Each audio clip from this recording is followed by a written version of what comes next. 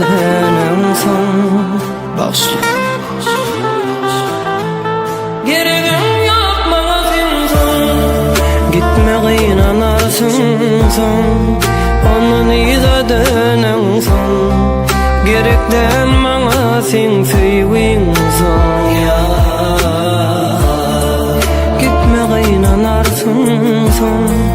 Onun iza denen son gerekten bana sen sevin son ya.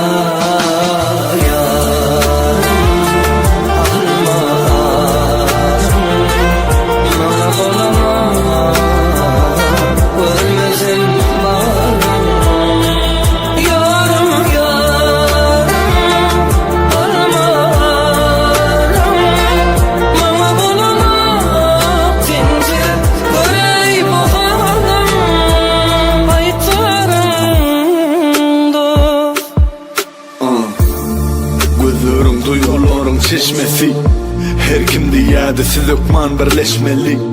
Gürleşmeli, geçmeli menzili. Bolonu, gayrını günəlememeni. Arkamda öz yükün dureni. Nede pol olacak yüreğe gireni. Ya da benim sen köpçülüğün birimi. Sen bilen ala dedip yörken ertirimi. O leyle, o beyle, o bolonu. Kalbımı dinleyip yaşacağımın önüne gelin o. Men üçün sevdi haylık tülünün o. Emma kıyımında sen borçum düzülün o. Yok yok deyip yaşamaktan yadadım.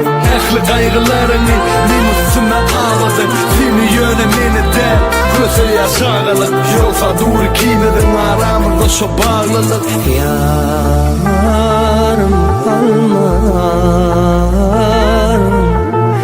olana sense yarım